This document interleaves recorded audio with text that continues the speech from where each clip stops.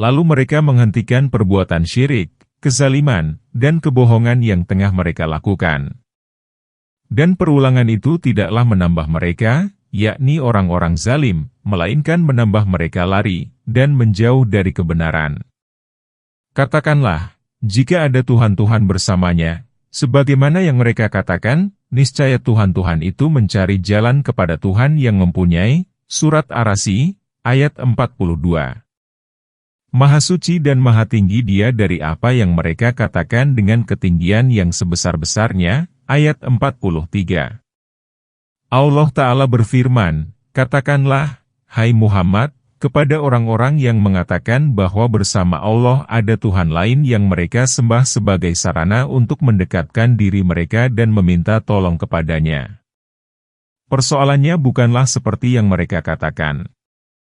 Sesungguhnya yang disembah itu ialah apa yang kamu sembah.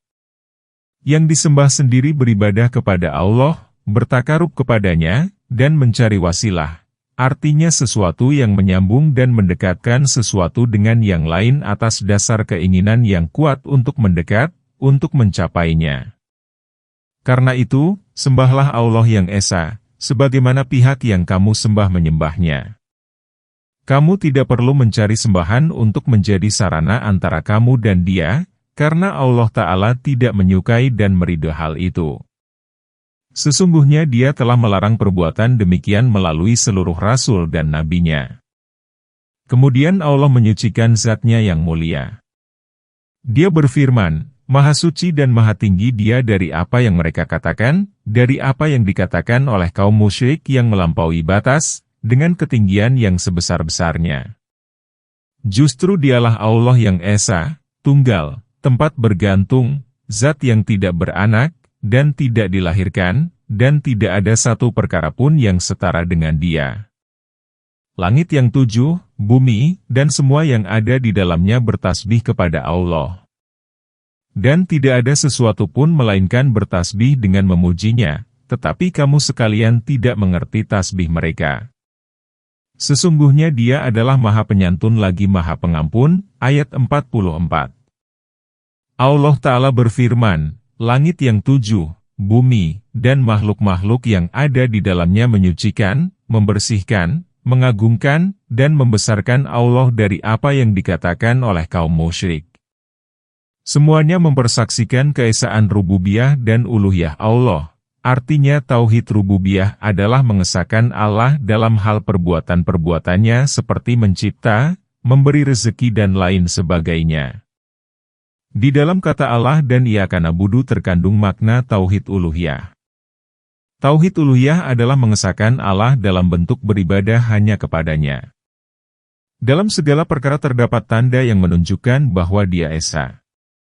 Firman Allah Ta'ala, dan tidak ada sesuatu pun melainkan bertasbih dengan memujinya. Yakni, semua makhluk bertasbih dengan memuji Allah. Tetapi kamu sekalian tidak mengerti tasbih mereka, karena bahasa mereka berbeda dengan bahasamu. Tasbih ini dilakukan oleh segenap binatang, benda mati, dan tumbuh-tumbuhan. Inilah penafsiran yang termasyhur di penafsiran yang ada. Hal ini seperti ditegaskan dalam Sahih Bukhari dari Ibnu Mas'ud. Dia berkata, kami mendengar tasbihnya makanan saat ia dimakan, hadis Bukhari. Dalam hadis Abu Dzar dikatakan, adalah Nabi mengambil sejumlah pasir. Lalu terdengarlah pasir itu bertasbih di tangannya seperti rintihan batang kurma, yang semula dipakai mimbar. Dalam Sunan An-Nasai diriwayatkan bahwa Abdullah bin Umar berkata, Rasulullah melarang kita membunuh katak. Beliau bersabda, suaranya itu adalah tasbih. Ikrimah berkata, istana bertasbih dan pepohonan juga bertasbih. Sebagian ulama salaf berkata, pintu bertasbih dengan deritnya, artinya bunyi lantai bambu diinjak, engsel yang tidak berminyak, dan air bertasbih dengan gemericiknya. Sauri berkata, makanan bertasbih. Ulama lain berkata, yang bertasbih hanyalah makhluk bernyawa. Yang dimaksud ialah binatang dan tumbuh-tumbuhan. Sesungguhnya Dia Maha Penyantun lagi Maha Pengampun. Maksudnya, sesungguhnya dia tidak menyegerakan siksa kepada orang yang mendurhakainya, namun menangguhkan dan memberi tempo. Jika dia terus-menerus kafir dan ingkar, maka dia menyiksanya sebagai siksa dari Yang Maha Perkasa lagi Maha Menentukan. Hal ini seperti dikemukakan dalam Syahihain, Allah memberikan tangguh kepada orang zalim hingga apabila dia menyiksanya, maka dia tidak dapat mengelak lagi. Hadis muttafaq alaih. Kemudian Rasulullah membaca ayat, demikianlah siksa Tuhanmu apabila dia menyiksa penduduk negeri yang zalim. Barang siapa yang menghentikan kekafiran dan kemaksiatannya, lalu kembali dan bertobat kepadanya, maka dia menerima tobatnya.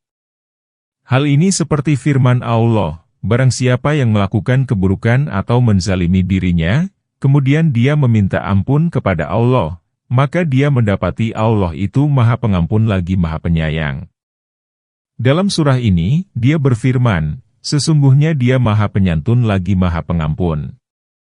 Dan apabila kamu membaca Al-Quran niscaya kami adakan antara kamu dan orang-orang yang tidak beriman kepada akhirat, suatu dinding yang tertutup, ayat 45. Dan kami adakan penutup pada hati mereka dan sumbatan di telinga mereka agar mereka tidak dapat memahaminya. Dan apabila kamu menyebut Tuhanmu saja di dalam Al-Quran, niscaya mereka berpaling ke belakang karena bencinya. Ayat 46. Allah Ta'ala berfirman kepada Rasulullah bahwa apabila kamu, hai Muhammad, membacakan Al-Quran kepada kaum musyrik itu, maka kami menjadikan antara kamu dan mereka hijab yang tertutup, yakni penghalang yang menutupi pandangan, kamu tidak melihatnya. Walaupun begitu, hijab tadi menghalangi mereka dari hidayah. Ibnu Jarir rahimahullah cenderung mensahihkan penafsiran ini. Qatadah dan Ibnu Zaid berpandangan bahwa hijab itu berupa penutup atas hati mereka. Oleh karena itu, Allah Ta'ala berfirman, dan kami adakan penutup pada hati mereka dan sumbatan di telinga mereka agar mereka tidak dapat memahaminya, yakni agar mereka tidak memahami Al-Quran. Dan pada telinga mereka ada sumbatan, yaitu beban yang menghalangi mereka untuk dapat menyimak Al-Quran dengan penyimakan yang bermanfaat dan menunjukkan. Itulah balasan atas keberpalingan mereka dari Al-Quran dan kekafiran kepadanya. Firman Allah Ta'ala, dan apabila kamu menyebut Tuhanmu saja di dalam Al-Quran, yakni apabila kamu mengatakan dalam bacaanmu, tidak ada Tuhan melainkan Allah, niscaya mereka berpaling, yakni berbalik ke belakang dan pulang, ke belakang karena bencinya. Penggalan ini senada dengan firman Allah Ta'ala, dan apabila disebut nama Allah saja, maka bencilah hati orang-orang yang tidak beriman kepada akhirat, Surat Az-Zumar. Ayat 45. Sesungguhnya Allah telah menetapkan untuk meninggikan kalimat thayyibah, artinya istilah bagi ungkapan-ungkapan yang baik untuk selalu diucapkan, ini dan menonjolkannya atas orang yang menjauhinya. Ia merupakan kalimat yang siapa saja memusuhinya maka gagallah dia, dan barang siapa yang berperang karenanya maka akan mendapat pertolongan. Kami lebih mengetahui dalam keadaan bagaimana mereka mendengarkan sewaktu mereka mendengarkan kamu, dan sewaktu mereka berbisik-bisik, yaitu ketika orang-orang zalim itu berkata, kamu tidak lain hanyalah mengikuti seorang laki-laki yang kena sihir. Ayat 47. Lihatlah bagaimana mereka membuat perumpamaan-perumpamaan terhadapmu, karena itu mereka menjadi sesat dan tidak dapat lagi menemukan jalan. Ayat 48. Allah Ta'ala memberitahukan bisik-bisik yang dilakukan para pemuka kafir Quraisy tatkala mereka pergi untuk mendengarkan bacaan Nabi, secara sembunyi-sembunyi dari kaum mereka. Bisikan itu ialah ucapan mereka bahwa Muhammad seorang laki-laki yang terkena sihir yang ampuh. Ada yang mengatakan bahwa Muhammad adalah seorang penyair. Ada yang mengatakan bahwa dia cenayang, dukun. Ada yang mengatakan bahwa dia orang gila. Ada yang mengatakan bahwa dia tukang sihir. Oleh karena itu, Allah Ta'ala berfirman, lihatlah bagaimana mereka membuat perumpamaan-perumpamaan terhadapmu, karena itu mereka menjadi sesat dan tidak dapat lagi menemukan jalan, yakni mereka tidak menemukan petunjuk kepada kebenaran dan tidak menemukan jalan untuk menyelamatkan diri. Muhammad bin Ishaq mengatakan dalam asirah yang intinya demikian, Abu Sufyan bin Harb, Abu Jahal bin Hisham, Ahnas bin Shuraik bin Amr bin Wahab At-Sakafi, sekutu Bani Surah, pergi untuk mendengarkan bacaan Rasulullah yang tengah sholat malam di rumahnya. Masing-masing mengambil tempat tersendiri untuk mendengarkan dan masing-masing tidak mengetahui tempat kawannya. Akhirnya, mereka semalam suntuk mendengarkan bacaan Nabi. Saat fajar tiba, barulah mereka bubar. Ternyata, mereka dipersatukan oleh sebuah jalan. Mereka pun saling mencela. Hal ini mereka alami 3 kali. Kemudian Al-Ahnas berkunjung ke rumah Abu Sufyan. Ahnas berkata, "Hai Abu Hansalah, bagaimana pandanganmu mengenai apa yang telah kamu dengar dari Muhammad?" Abu Sufyan berkata, "Hai Abu Salabah, demi Allah, aku mendengar berbagai hal yang aku ketahui dan ku ketahui pula maksudnya. Aku pun mendengar berbagai hal yang tidak ku ketahui makna dan maksudnya." Ahnas berkata, "Aku pun sejalan dengan pernyataan yang engkau sumpahkan itu." Kemudian Ahnas pergi menemui Abu Jahal, lalu berkata, "Hai Abu Al-Hakam, bagaimana pendapatmu mengenai apa yang engkau dengar dari Muhammad?" Abu Jahal berkata, "Kami adu mulut dengan Bani Abdi Manaf ihwal kemuliaan masing-masing. Mereka, Abdi Manaf, suka memberi makan dan kami pun suka. Mereka suka berperang dan kami pun suka, dan mereka suka memberi dan kami pun suka. Akhirnya, kami sama-sama naik di atas kuda seperti 2 kuda balap yang akan berpacu, maka Bani Abdi Manaf berkata, dalam kabilah kami ada seorang nabi yang menerima wahyu dari langit. Lalu, kapan kami dapat mengungguli kemuliaan mereka ini? Demi Allah, kami tidak akan beriman kepadanya untuk selamanya dan tidak akan membenarkannya."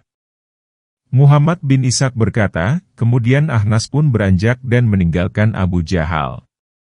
Dan mereka berkata, "Apakah bila kami telah menjadi tulang belulang dan benda-benda yang hancur, apakah benar-benar kami akan dibangkitkan kembali sebagai makhluk yang baru?" Ayat 49.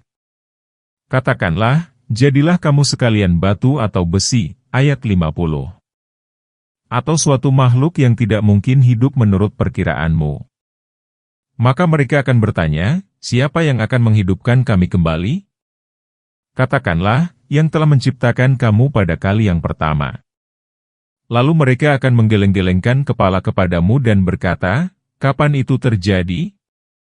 Katakanlah, mudah-mudahan waktu berbangkit itu dekat, ayat 51. Yaitu pada hari dia memanggil kamu, lalu kamu mematuhinya sambil memujinya dan kamu mengira bahwa kamu tidak berdiam kecuali sebentar saja, ayat 52. Allah Ta'ala memberitahukan ihwal kaum kafir yang menolak terjadinya hari berbangkit dan mengingkari peristiwanya dengan mengatakan, apakah bila kami telah menjadi tulang belulang dan benda-benda yang hancur, yakni menjadi tanah dan debu, benar-benar kami akan dibangkitkan kembali sebagai makhluk yang baru, pada hari kiamat setelah musnah dan tiada. Katakanlah, jadilah kamu sekalian batu atau besi, karena kedua benda ini lebih tahan lama daripada tulang belulang dan benda-benda lunak, atau suatu makhluk yang tidak mungkin hidup menurut perkiraanmu. Ibnu Abbas berkata, yang dimaksud makhluk baru ialah maut. Maksudnya, jika kamu hanya menganggap mustahil terhadap kehidupan tulang dan benda-benda lunak setelah mati atau bahkan kamu menganggap mustahil terhadap kehidupan batu dan besi setelah mati, niscaya Allah akan menghidupkan kamu. Bahkan sekalipun kamu sebagai kematian itu sendiri, niscaya Dia akan menjadikan kamu sebagai makhluk yang hidup, jika Dia berkehendak. Apabila Dia berkehendak, maka tidak ada satu perkara pun yang dapat menolak kehendaknya. Firman Allah Ta'ala, maka mereka akan bertanya, siapa yang akan menghidupkan kami kembali? Yakni, siapakah yang akan menghidupkan kami tatkala kami telah menjadi batu, atau besi, atau makhluk baru lainnya yang sangat kuat? Katakanlah, yang telah menciptakan kamu pada kali yang pertama. Maksudnya, dialah zat yang telah menciptakan kamu tatkala kamu belum lagi sebagai sesuatu yang disebut-sebut. Kemudian kamu menjadi manusia yang menyebar. Maka dia berkuasa untuk menghidupkan kamu walaupun kamu telah menjadi apa saja. Dialah yang mengawali penciptaan, kemudian mengulanginya. Pengulangan itu lebih mudah baginya. Firman Allah Ta'ala, lalu mereka akan menggeleng-gelengkan kepala kepadamu, maksudnya menggoyang-goyangkan kepala untuk mengejek. Isyarat demikian dikenal dalam budaya dan bahasa Arab. Firman Allah Ta'ala, dan mereka berkata, kapan itu terjadi? Penggalan ini menyatakan ketidakmungkinan terjadinya hal itu menurut mereka. Hal ini seperti firman Allah Ta'ala, dan mereka berkata, kapankah janji itu terjadi, jika kamu termasuk orang-orang yang benar? Firman Allah Ta'ala, katakanlah, mudah-mudahan waktu berbangkit itu dekat. Maksudnya, waspadalah terhadapnya karena ia telah dekat dan pasti mendatangimu. Firman Allah Ta'ala, yaitu pada hari Dia memanggil kamu, artinya apabila Allah yang Maha Suci dan Maha Tinggi menyuruhmu keluar dari tanah, maka perintah itu tidak dapat ditentang dan ditolak, namun seperti firman Allah Ta'ala, perintah kami hanya satu kali seperti kedipan mata. Maksudnya, perintah itu hanya satu kali, dan tiba-tiba manusia telah keluar dari perut bumi ke permukaannya. Lalu kamu mematuhinya sambil memujinya, yakni kamu semua bangkit untuk memenuhi perintahnya dan menaati kehendaknya. Kepunyaan Dialah segala puji dalam segala hal. Dalam sebuah hadis dikatakan, penganut, tiada Tuhan melainkan Allah, tidak merasa sunyi di dalam kubur mereka. Seolah-olah aku melihat penganut, tiada Tuhan selain Allah, bangkit dari kubur mereka sambil mengibaskan tanah dari kepalanya, sedang mereka berkata, tiada Tuhan melainkan Allah. Dalam riwayat lain dikatakan bahwa mereka mengatakan, segala puji bagi Allah yang telah melenyapkan kesedihan kami. Firman Allah Ta'ala, dan kamu mengira, pada hari kiamat setelah bangkit dari kubur, bahwa kamu tidak berdiam di negeri dunia, kecuali sebentar saja. Hal ini seperti firman Allah Ta'ala, seolah-olah mereka pada saat melihat kiamat tidak tinggal melainkan hanya pada waktu petang atau pagi hari, Surat An-Nazi'at, ayat 46. Dan katakanlah kepada hamba-hambaku, hendaklah mereka mengucapkan perkataan yang lebih baik. Sesungguhnya setan itu membisikkan perselisihan di antara mereka. Sesungguhnya setan itu merupakan musuh yang nyata bagi manusia, ayat 53. Allah Ta'ala menyuruh hamba dan Rasul-Nya agar menyuruh hamba-hambanya yang beriman mengatakan perkataan yang baik dan mengucapkan kalimat thayyibah. Artinya kalimat-kalimat kebaikan yang apabila diucapkan akan memperoleh pahala dari Allah. Jika tidak, maka setan akan membisikkan perselisihan di antara mereka, mewujudkannya dalam perbuatan, menimbulkan kejahatan, permusuhan, dan saling bunuh karena permusuhan setan itu sangat menonjol semenjak Adam. Oleh karena itu, seorang muslim dilarang mengacungkan senjata kepada saudaranya karena setan akan menggerakkan tangannya sehingga boleh jadi senjata itu akan mengenainya. Imam Ahmad meriwayatkan dari Abu Hurairah dia berkata bahwa Rasulullah bersabda, janganlah salah seorang di antara kamu menodongkan senjata kepada saudaranya, karena kamu tidak mengetahui bahwa boleh jadi setan itu bergerak mengarahkan tangannya, maka terjerumuslah ia ke dalam jurang neraka. Hadis ini dikemukakan oleh Bukhari dan Muslim dari hadis Abdur Razak. Tuhanmu lebih mengetahui tentang kamu. Dia akan memberi rahmat kepadamu jika Dia menghendaki dan Dia akan mengazabmu jika Dia menghendaki. Dan kami tidaklah mengutusmu untuk menjadi penjaga bagi mereka, ayat 54. Dan Tuhanmu lebih mengetahui siapa yang ada di langit dan di bumi. Dan sesungguhnya telah kami lebihkan sebagian nabi atas yang lain. Dan kami berikan Zabur kepada Daud, ayat 55. Allah Ta'ala berfirman, Tuhanmu lebih mengetahui tentang kamu, wahai manusia. Yakni, lebih mengetahui siapa di antara kamu yang berhak mendapat hidayah dan siapa yang tidak. Dia akan memberi rahmat kepadamu jika Dia menghendaki, dengan memberimu taufik untuk menaatinya dan kembali kepadanya. Dan Dia akan mengazabmu jika Dia menghendaki. Dan kami tidaklah mengutusmu, hai Muhammad, untuk menjadi penjaga bagi mereka. Namun, kami mengutusmu hanya sebagai pemberi peringatan. Barang siapa yang menaatimu maka dia masuk surga, dan barang siapa yang mendurhakaimu maka dia masuk neraka. Dan Tuhanmu lebih mengetahui siapa yang ada di langit dan di bumi, yakni terhadap peringkat ketaatan dan kedurhakaan mereka. Dan sesungguhnya telah kami lebihkan sebagian nabi atas yang lain. Penggalan ini seperti firman Allah Ta'ala, itulah rasul-rasul. Kami telah mengunggulkan sebagian mereka atas yang lain. Di antara mereka ada yang berdialog langsung dengan Allah. Dan meninggikan sebagian mereka beberapa derajat. Hal ini tidaklah bertentangan dengan apa yang ditegaskan dalam Syahihain bahwa Rasulullah bersabda, janganlah kamu menonjolkan nabi yang satu atas yang lain. Yang dimaksud oleh hadis ini ialah mengunggulkan hanya atas dasar selera dan fanatisme, bukan berdasarkan dalil. Jika sebuah dalil menunjukkan suatu keunggulan, maka dalil itu wajib diikuti. Tidak diperselisihkan lagi bahwa para rasul lebih unggul daripada para nabi, bahwa Rasul Ulul Azmi lebih unggul daripada rasul lainnya. Rasul Ulul Azmi ada 5 orang, sebagaimana ditetapkan penyebutannya di dalam 2 ayat Al-Quran. Allah berfirman dalam surah Al-Ahzab, dan ingatlah ketika kami mengambil perjanjian dari para nabi, dari kamu, dari Nuh, Ibrahim, Musa, dan Isa ibnu Maryam.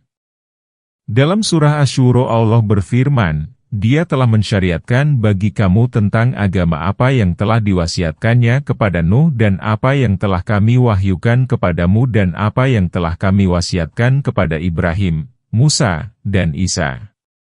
Yaitu, tegakkanlah agama dan janganlah kamu terpecah belah tentangnya. Dan tidak diperselisihkan lagi bahwa Muhammad merupakan Rasul yang paling mulia, kemudian Ibrahim, lalu Musa, kemudian Isa. Demikianlah pendapat yang masyhur. Hal ini telah kami terangkan secara luas di tempat lain. Firman Allah Ta'ala, dan kami telah memberikan Zabur kepada Daud, merupakan pemberitahuan ihwal keutamaan dan kemuliaan Daud. Zabur ialah kitab yang diturunkan kepada Daud. Katakanlah, panggillah mereka yang kamu anggap Tuhan selain Allah. Maka mereka tidak akan mempunyai kekuasaan untuk menghilangkan bahaya darimu dan tidak pula memindahkannya. Ayat 56. Orang-orang yang mereka seru itu, mereka sendiri mencari jalan kepada Tuhan mereka siapa di antara mereka yang lebih dekat, mengharapkan rahmat-Nya, dan takut terhadap azab-Nya. Sesungguhnya azab Tuhanmu merupakan sesuatu yang ditakuti. Ayat 57. Allah Ta'ala berfirman, katakanlah, hai Muhammad, kepada kaum musyrik yang menyembah selain Allah itu, panggillah mereka yang kamu anggap Tuhan selain Allah, seperti berhala dan sekutu. Maka, sesungguhnya, mereka, sama sekali, tidak akan mempunyai kekuasaan untuk menghilangkan bahaya darimu dan tidak pula memindahkannya. Yakni, tidak pula memindahkannya kepada selainmu. Maksudnya, sesungguhnya zat yang menetapkan hal itu adalah Allah yang Esa, tiada sekutu baginya, yang memiliki penciptaan dan perintah. Firman Allah Ta'ala, orang-orang yang mereka seru itu, mereka sendiri mencari jalan kepada Tuhan mereka. Qatadah meriwayatkan dari Ibnu Mas'ud, dia berkata, ayat ini diturunkan berkenaan dengan sekelompok bangsa Arab yang menyembah segolongan jin. Kemudian jin-jin itu masuk Islam, sementara manusia yang menyembahnya tidak mengetahui keislaman para jin. Maka diturunkanlah ayat ini. Ada pula yang mengatakan, yang dimaksud ialah malaikat, Uzair dan Al-Masih. Pendapat lain mengatakan, matahari dan bulan. Pendapat yang benar ialah pendapat Ibnu Mas'ud yang dipilih oleh Ibnu Jarir. Hal ini karena Allah Ta'ala berfirman, mereka sendiri mencari jalan kepada Tuhan mereka. Penggalan ini tidak dapat mengungkapkan perkara terdahulu, maka Isa, Uzair, dan malaikat tidak dapat dikategorikan ke dalamnya. Ibnu Jarir mengatakan, yang dimaksud dengan wasilah ialah kedekatan. Qatadah berkata, oleh karena itu, Allah Ta'ala berfirman, siapa di antara mereka yang lebih dekat? Firman Allah Ta'ala, mereka mengharapkan rahmat-Nya dan takut terhadap azab-Nya. Tidak sempurna ibadah kecuali disertai khauf, rasa takut, dan raja. Rasa takut mencegah seseorang dari mengerjakan kemaksiatan. Dan rasa optimistis dapat mendorong untuk melakukan ketaatan. Firman Allah Ta'ala, sesungguhnya azab Tuhanmu merupakan sesuatu yang ditakuti, yakni yang sepatutnya untuk ditakuti dan dikhawatirkan kejadian dan peristiwanya. Naudzubillah. Tidak ada suatu negeri pun melainkan kami membinasakannya sebelum hari kiamat atau kami azab dengan azab yang sangat keras. Yang demikian itu telah tertulis di dalam kitab, ayat 58.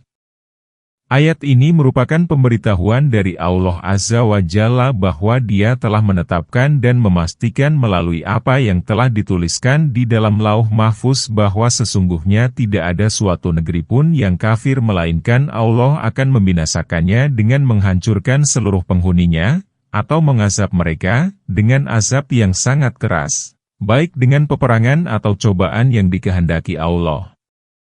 Hal itu disebabkan oleh kesalahan mereka, sebagaimana firman Allah, dan tidaklah kami menzalimi mereka, namun merekalah yang menzalimi diri mereka sendiri. Dan sekali-kali tidak ada yang menghalangi kami untuk mengirimkan tanda-tanda melainkan karena tanda-tanda itu telah didustakan oleh orang-orang dahulu. Dan telah kami berikan kepada Samud unta betina itu yang dapat dilihat, tetapi mereka menganiayanya. Dan kami tidak memberikan tanda itu melainkan untuk menakut-nakuti. Ayat 59. Imam Ahmad meriwayatkan dari Ibnu Abbas, dia berkata, kaum Quraisy berkata kepada Nabi, berdoalah kepada Tuhanmu untuk kami agar Dia menjadikan bukit Safa sebagai emas. Nanti kami akan beriman kepadamu. Nabi bersabda, apakah kalian akan menepatinya? Mereka menjawab, benar. Maka Nabi pun berdoa. Lalu datanglah Jibril dan berkata, Tuhanmu menyampaikan salam kepadamu dan berfirman, jika kamu mau, Dia akan menjadikan bukit Safa sebagai emas untuk mereka. Barang siapa yang kafir setelah itu, maka aku akan mengazabnya dengan azab yang belum pernah aku timpakan kepada seorang makhluk pun. Jika kamu mau, maka aku akan membukakan pintu tobat dan rahmat bagi mereka. Maka Nabi bersabda, aku memilih dibukakan pintu tobat dan rahmat. Dan ketika kami mewahyukan kepadamu, sesungguhnya Tuhanmu meliputi segala manusia. Dan kami tidak menjadikan mimpi yang kami perlihatkan kepadamu melainkan sebagai ujian bagi manusia dan pohon kayu yang terkutuk dalam Al-Quran. Dan kami menakut-nakuti mereka, tetapi yang demikian itu hanyalah menambah besar kedurhakaan mereka. Ayat 60. Allah Ta'ala mendorong Rasul supaya menyampaikan risalahnya dan Dia memberitahukan kepadanya bahwa Dia telah melindunginya dari gangguan manusia. Segala perkara berada dalam genggamannya. Karena itu, Dia berfirman, dan ketika kami mewahyukan kepadamu, sesungguhnya Tuhanmu meliputi segala manusia. Yakni, Dia melindungimu dari gangguan mereka. Firman Allah Ta'ala, dan kami tidak menjadikan mimpi yang kami perlihatkan kepadamu melainkan sebagai ujian bagi manusia. Al-Bukhari meriwayatkan dari Ibnu Abbas, ia adalah pandangan mata yang dilihat oleh Rasulullah pada malam Isra, dan pohon kayu yang terkutuk dalam Al-Quran, yaitu pohon zakum. Hal senada diriwayatkan pula oleh Ahmad, Abdur Razak, dan sebagainya dari Sufyan bin Uyainah. Juga diriwayatkan oleh Al-Aufi dari Ibnu Abbas. Ada sejumlah orang Islam yang kembali dari agamanya setelah sebelumnya mereka berada dalam kebenaran. Hati dan akal mereka tidak sanggup untuk menerima kemukjizatan Isra. Maka mereka mendustakan apa yang tidak mereka pahami. Sementara itu, Allah menjadikan mukjizat tadi sebagai keteguhan dan keyakinan bagi muslim lainnya. Karena itu, dia berfirman, kecuali merupakan fitnah, yakni ujian dan cobaan. Setiap ulama menafsirkan, impian yang kami perlihatkan kepadamu, pada malam Isra, dan pohon yang terkutuk, dengan pohon zakum. Karena itu, Ibnu Jarir memilih bahwa yang dimaksud dengan impian ialah pada malam Isra dan pohon yang terkutuk ialah pohon zakum. Ibnu Jarir juga mengatakan, pemilihan itu karena bersepakatnya alasan para ahli takwil terhadap penafsiran impian dan pohon. Firman Allah Ta'ala, dan kami menakut-nakuti mereka, yakni kaum kafir dengan ancaman, azab, dan nestapa.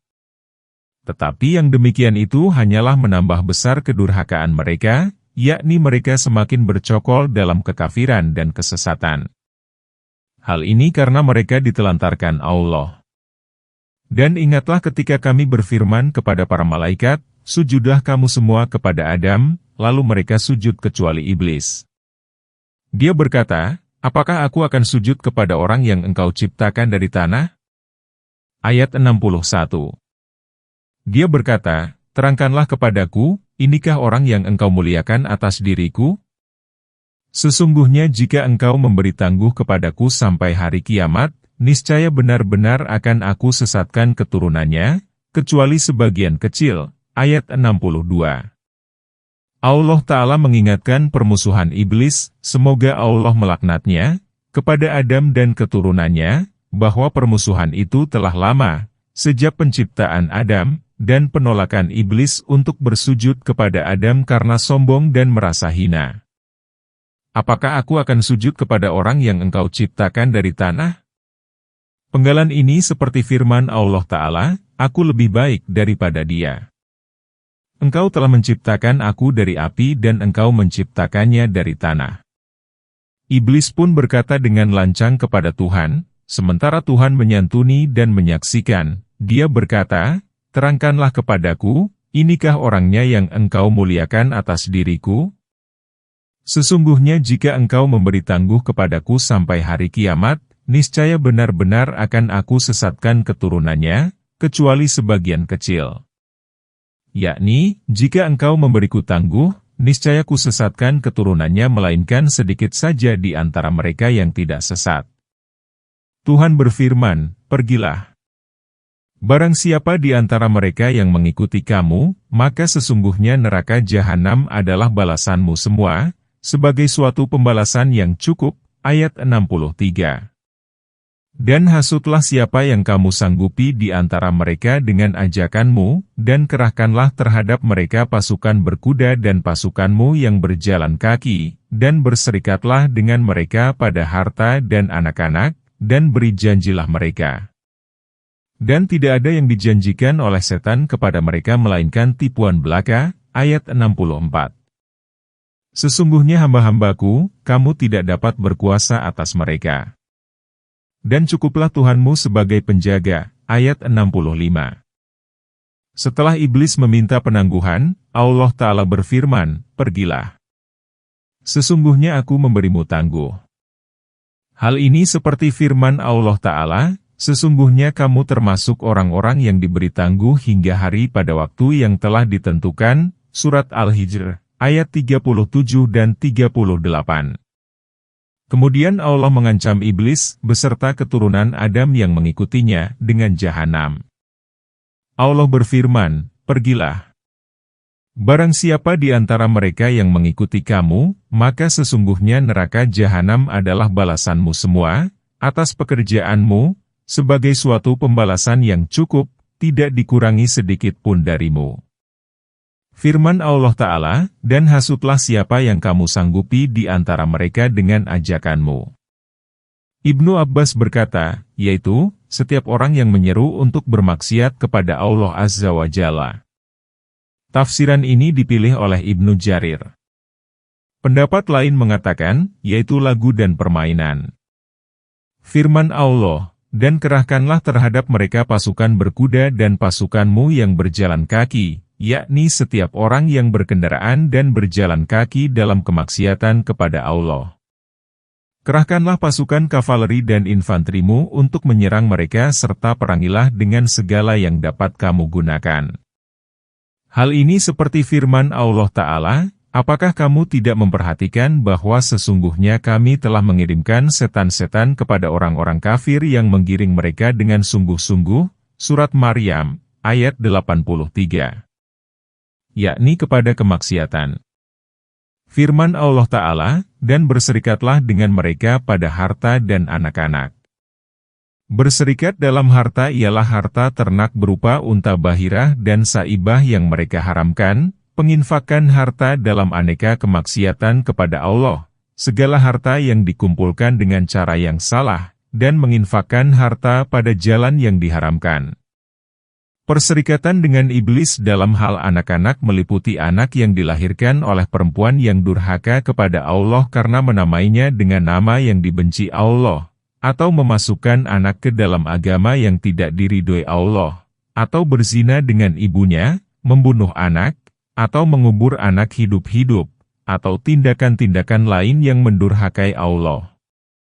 Dalam Syahihain ditegaskan bahwa Rasulullah bersabda, jika salah seorang di antara kamu hendak menggauli istrinya, maka berdoalah, Bismillah.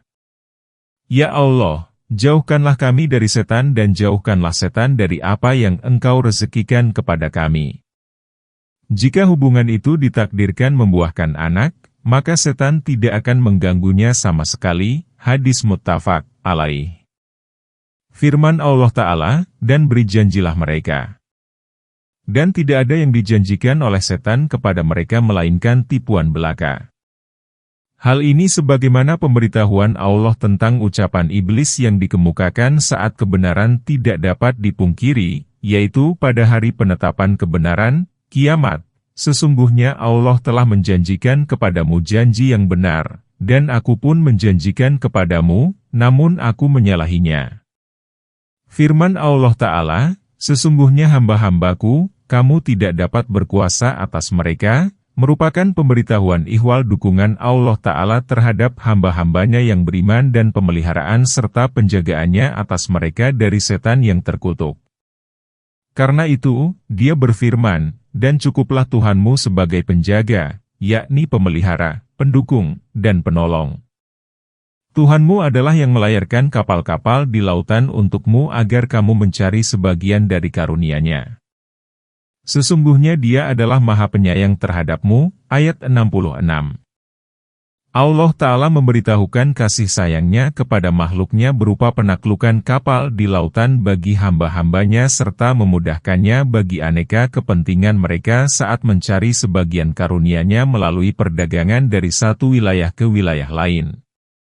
Karena itu, Allah Azza wa Jalla berfirman, sesungguhnya Dia adalah Maha Penyayang terhadapmu.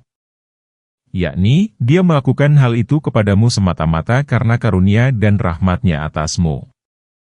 Dan apabila kamu ditimpa bahaya di lautan, niscaya hilanglah siapa yang kamu seru kecuali Dia.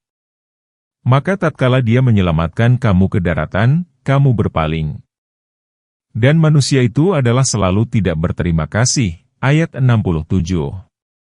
Allah yang Maha Tinggi lagi Maha Suci memberitahukan bahwa apabila manusia ditimpa kemudaratan, maka mereka berdoa kepadanya sambil kembali dan memurnikan penghambaan kepadanya.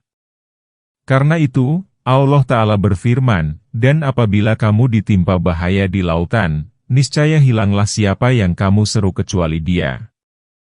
Yakni, sirnalah dari kalbumu setiap perkara selain Allah yang kamu sembah. Hal ini pernah dilakukan oleh Ikrimah bin Abu Jahal tatkala dia melarikan diri dari Rasulullah pada saat penaklukan Mekah. Ikrimah kabur, lalu naik kapal menuju Ethiopia. Tiba-tiba datanglah badai. Sebagian penumpang berkata kepada sebagian yang lain, sesungguhnya tidaklah berguna bagimu kecuali berdoa kepada Allah semata. Ikrimah berkata dalam hati, demi Allah, jika di lautan tiada yang berguna kecuali Dia, maka tiada berguna pula di daratan kecuali Dia. Ya Allah, aku berjanji kepadamu dengan tulus, jika Engkau menyelamatkan aku, niscaya aku akan pulang, lalu menyerahkan diri kepada Muhammad. Sesungguhnya aku meyakini Engkau itu Maha Penyayang dan Maha Pengasih. Akhirnya, mereka selamat. Kemudian Ikrimah kembali kepada Rasulullah, lalu masuk Islam dengan baik. Semoga Allah meridhoi Ikrimah. Firman Allah Ta'ala, maka tatkala dia menyelamatkan kamu ke daratan, kamu berpaling, yakni melupakan untuk mentauhidkannya di lautan dan kamu tidak berdoa kepadanya sebagai Tuhan yang esa, tiada sekutu baginya. Dan manusia itu adalah selalu tidak berterima kasih. Yakni, karakter manusia ialah suka melupakan nikmat dan mengingkarinya, kecuali manusia yang dipelihara Allah. Maka apakah kamu merasa aman dari penjungkir balikan sebagian daratan bersama kamu atau dia meniupkan batu-batu kecil? Dan kamu tidak akan mendapatkan seorang pelindung pun untukmu. Ayat 68. Allah Ta'ala berfirman, apakah kamu menduga, dengan kepergianmu di daratan, adanya rasa aman dari murka dan azabnya berupa penjungkir balikan sebagian daratan bersama kamu atau dia menghujanimu dengan batu? Hal ini seperti firman Allah Ta'ala, sesungguhnya kami telah menghembuskan kepada mereka angin yang membawa bebatuan, kecuali keluarga Lut. Mereka kami selamatkan di waktu sebelum fajar menyingsing, sebagai nikmat dari sisi kami. Surat Al-Homar, ayat 34 dan 35. Firman Allah Ta'ala, dan kamu tidak akan mendapatkan seorang pelindung pun untukmu, yakni seorang penolong yang akan melenyapkan siksa itu darimu dan menyelamatkan kamu darinya. Atau apakah kamu merasa aman dari dikembalikannya kamu ke laut sekali lagi, lalu dia meniupkan atas kamu angin topan dan ditenggelamkannya kamu disebabkan kekafiranmu. Dan kamu tidak akan mendapat seorang penolong pun dalam hal ini terhadap kami. Ayat 69. Allah yang Maha Suci lagi Maha Tinggi berfirman, atau apakah kamu, wahai orang-orang yang berpaling dari kami setelah kamu mengakui keesaan kami ketika di lautan dan kamu berhasil mencapai daratan, merasa aman dari dikembalikannya kamu ke laut sekali lagi, lalu dia mengirimkan atas kamu angin topan yang meruntuhkan bangunan dan menenggelamkan kapal-kapal, dan ditenggelamkannya kamu disebabkan kekafiranmu. Yakni, disebabkan kekafiranmu dan keberpalinganmu dari Allah Ta'ala. Firman Allah Azza wa Jalla, dan kamu tidak akan mendapat seorang penolong pun dalam hal ini terhadap kami, yakni penolong yang akan menuntut balas atas kecelakaanmu. Kami tidak khawatir atas apapun dan siapapun setelah kejadian itu. Dan sesungguhnya telah kami muliakan anak-anak Adam, kami angkut mereka di daratan dan di lautan, kami beri mereka rezeki yang baik-baik dan kami lebihkan mereka dengan kelebihan yang sempurna atas kebanyakan makhluk yang telah kami ciptakan. Ayat 70. Allah Ta'ala memberitahukan tentang pemuliaannya kepada anak-anak Adam dan penyempurnaannya terhadap penciptaan mereka yang memiliki kondisi tubuh yang sangat baik dan sempurna. Hal ini seperti firman Allah Ta'ala, sesungguhnya kami telah menciptakan manusia dan sebaik-baik bentuk. Yakni, berjalan dengan tegak di atas kedua kakinya, dan makan dengan kedua tangannya. Sementara binatang lain berjalan dengan 4 kaki dan makan dengan mulutnya. Allah memberi manusia pendengaran, penglihatan, dan hati untuk memahami segala hal, memperoleh manfaat, membedakan antara berbagai perkara, dan mengetahui karakteristik keuntungan dan kerugian dari berbagai perkara yang menyangkut persoalan agama dan dunia. Kami pun mengangkut mereka di daratan melalui binatang kendaraan seperti kuda dan keledai, di lautan dengan kapal yang besar dan kecil. Juga kami memberi mereka rezeki yang baik-baik berupa palawija, buah-buahan, daging, susu, pemandangan yang indah, busana yang lebih baik dari aneka jenis busana lainnya baik yang dibuat oleh kamu sendiri maupun yang diimpor dari daerah lain. Dan kami lebihkan mereka dengan kelebihan yang sempurna atas kebanyakan makhluk yang telah kami ciptakan, yakni dari binatang-binatang lain dan jenis makhluk lainnya. Ayat yang mulia ini dijadikan dalil yang menunjukkan keutamaan jenis manusia atas jenis malaikat. Ingatlah pada hari kami memanggil tiap-tiap umat melalui imamnya.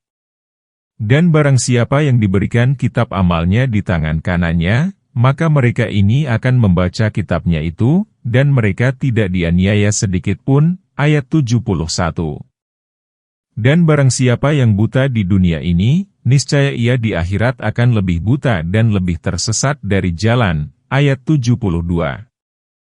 Allah yang Maha Suci dan Maha Tinggi memberitahukan ihwal hari kiamat bahwa Dia akan menghisab setiap umat melalui pemimpinnya, sebelum nabi mereka. Namun, yang dimaksud, imam, di sini ialah kitab yang mencatat amal-amal. Karena itu, Allah Ta'ala berfirman, ingatlah pada hari kami memanggil tiap-tiap umat melalui imamnya. Dan barang siapa yang diberikan kitab amalnya di tangan kanannya, maka mereka akan membaca kitabnya itu. Maksudnya, karena demikian riang dan gembiranya lantaran menjumpai amal saleh di dalam kitab itu, maka dia membacanya dan suka sekali membacanya. Hal ini seperti firman Allah Ta'ala, adapun orang yang diberi kitab dari sebelah kanannya, maka dia berkata, ambillah, bacalah kitabku ini. Adapun orang yang diberi kitab dari sebelah kiri, maka, surat Al-Haqqah, ayat 19 dan 25. Juga seperti firman Allah Ta'ala, dan pada hari itu, kamu melihat tiap-tiap umat berlutut. Tiap-tiap umat dipanggil untuk melihat kitab amalnya. Pada hari itu kamu diberi balasan terhadap apa yang telah kamu kerjakan. Inilah kitab catatan kami yang menuturkan kepadamu dengan benar. Sesungguhnya kami telah menyuruh mencatat apa yang telah kamu kerjakan. Surat Al-Jasiyah, ayat 28 dan 29. Hal ini tidak menegaskan penghadiran Nabi tatkala Allah memutuskan perkara di antara umatnya, karena tentu saja Nabi dibutuhkan sebagai saksi atas perbuatan umatnya. Hal ini seperti firman Allah Ta'ala, dan terang benderanglah bumi dengan cahaya Tuhannya, diberikanlah buku, dan ditampilkanlah para nabi dan saksi-saksi, surat Az-Zumar, ayat 69. Dan firman Allah Ta'ala, dan bagaimanakah keadaannya jika kami telah menampilkan seorang saksi bagi setiap umat dan kami menampilkan kamu sebagai saksi atas mereka. Firman Allah Ta'ala, dan mereka tidak dianiaya sedikit pun. Al-Fatil ialah benang yang menyembul dari tengah-tengah serat. Dan sesungguhnya mereka hampir memalingkan kamu dari apa yang telah kami wahyukan kepadamu, agar kamu membuat yang lain secara bohong terhadap kami, dan kalau sudah begitu tentulah mereka mengambil kamu jadi sahabat yang setia, ayat 73. Dan kalau kami tidak memperkuatmu, niscaya kamu nyaris condong sedikit kepada mereka, ayat 74. Kalau terjadi demikian, benar-benarlah akan kami rasakan kepadamu siksa berlipat ganda di dunia ini dan berlipat ganda pula sesudah mati, dan kamu tidak akan mendapat seorang penolong pun terhadap kami. Ayat 75. Allah Ta'ala memberitahukan tentang pertolongan yang diberikan kepada Rasul-Nya. Dia meneguhkan, melindungi, dan menyelamatkannya dari berbagai kejahatan dan muslihat orang-orang yang jahat, memberitahukan bahwa Allah lah yang mengurus segala urusannya dan yang menolongnya, dan bahwa Dia tidak menyerahkan Rasul-Nya kepada seorang pun di antara makhluknya, namun Dialah yang mengurus, menjaga, menolong, membantu, menguntungkan, dan memenangkan agamanya atas orang-orang yang memusuhi, menentang, dan menjauhinya baik yang ada di belahan timur maupun barat. Semoga Allah melimpahkan rahmat dan keselamatan yang banyak kepadanya hingga hari kiamat. Dan sesungguhnya benar-benar mereka hampir membuatmu gelisah di negeri untuk mengusirmu darinya, dan kalau terjadi demikian niscaya sepeninggalmu mereka tidak tinggal melainkan sebentar saja, ayat 76. Sebagai suatu ketetapan terhadap rasul-rasul kami yang kami utus sebelum kamu dan tidak akan kamu dapati perubahan bagi ketetapan kami itu, ayat 77. Ayat di atas diturunkan berkenaan dengan kaum kafir Quraisy tatkala mereka berniat mengusir Rasulullah dari tengah-tengah mereka. Maka Allah mengancam mereka dengan ayat ini, bahwa jika mereka mengusir Rasulullah, maka mereka tidak akan tinggal di Mekah sesudah pengusiran itu melainkan sebentar saja. Dan demikianlah yang terjadi. Setelah Nabi berhijrah dari tengah-tengah mereka, setelah gangguan mereka semakin memuncak, mereka tidak tinggal kecuali selama 1,5 tahun. Allah mempertemukan mereka dengan Nabi di Perang Badar tanpa perjanjian terlebih dahulu. Allah menguatkan Nabi, mengirimnya untuk menguasai mereka, dan memenangkannya atas mereka. Beliau berhasil membunuh dan menawan para pemuka Quraisy dan keturunannya. Karena itu, Allah Ta'ala berfirman, sebagai suatu ketetapan terhadap rasul-rasul kami yang kami utus. Yakni, demikianlah perlakuan yang kami berikan kepada orang-orang yang kafir kepada para rasul kami dan yang menyakitinya dengan mengusir rasul dari tengah-tengah mereka. Allah menimpakan azab kepada mereka. Kalaulah Nabi bukan Rasul pembawa rahmat, niscaya dia menimpakan siksa atas mereka di dunia. Karena itu Allah berfirman, dan Allah tidak hendak mengazab mereka, sedang kamu berada di tengah-tengah mereka.